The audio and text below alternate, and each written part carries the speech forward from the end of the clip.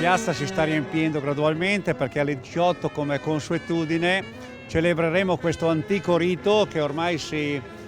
presta al suo 50° anniversario, un evento che penso che sia annoverato tra i più importanti di tutta la provincia di Mantova, ma anche delle province limitrofe. Un evento che è organizzato come di consueto dall'Associazione Pro Loco Revere, attivissima su tutti i fronti, in collaborazione con l'amministrazione comunale di Borgo Mantovano e in collaborazione anche con tutto l'associazionismo locale che si sta occupando a più livelli nell'organizzazione di questo evento, che speriamo possa riuscire nel migliore dei modi, ma come ormai è tradizione possiamo garantire che sicuramente sarà un successo. Piazza Grazioli ha come entrata questa enorme calza che è appesa all'arco dell'orologio. Si tratta di indovinare il peso di tutto questo ben di Dio di dolciumi che sono contenuti al proprio interno, per cui è una sorta di ricerca di questa piccola fortuna che poi verrà presto svelata, perché poi alle 19 verrà posta su una bilancia, verrà pesata e di conseguenza si saprà chi sono i vincitori di tutto questo ben di Dio di dolciumi che sono in essa contenuti.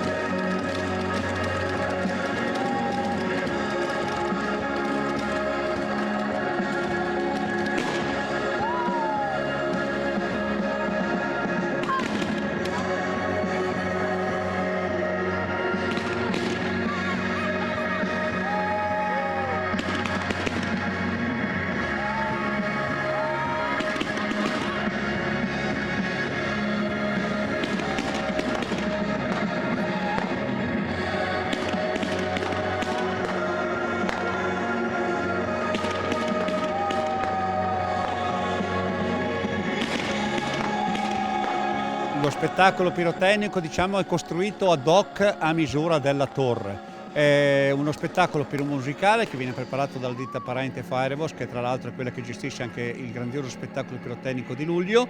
È uno spettacolo che ormai è collaudato ed è apprezzato da tutti gli spettatori, ecco, che immancabilmente ritornano a questo bellissimo evento.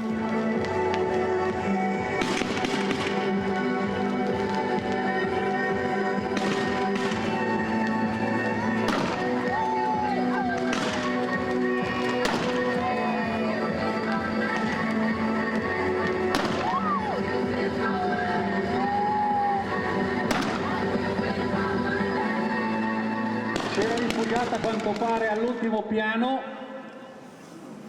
e adesso verrà preparato per lei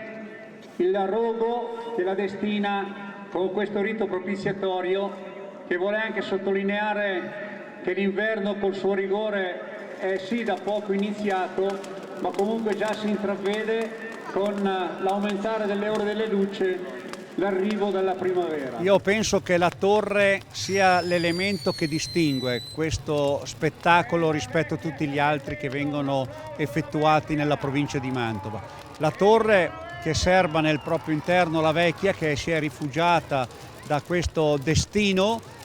Lo ricordiamo, infatti è una leggenda che viene narrata che parla che i reveresi dovevano compiere questo rito propiziatorio bruciando veramente quella che era la vecchia più anziana del borgo. Come in questa occasione la vecchia si è rifugiata nella torre, ma il rito deve essere comunque svolto, per cui a rigor di popolo la torre viene incendiata e si incendierà anche quest'anno fino a quando diventerà letteralmente inospitale per la Befana e guarda caso si butterà dalla padella, andrà a finire sulle braccia, perché nella sua calata dalla torre andrà a finire su questo enorme falò che è stato preparato allo scopo. Questo spettacolo vuole essere di auspicio per un anno nuovo che sia veramente portatore di salute, portatore di pace per il mondo intero e di benessere per tutte le nostre comunità.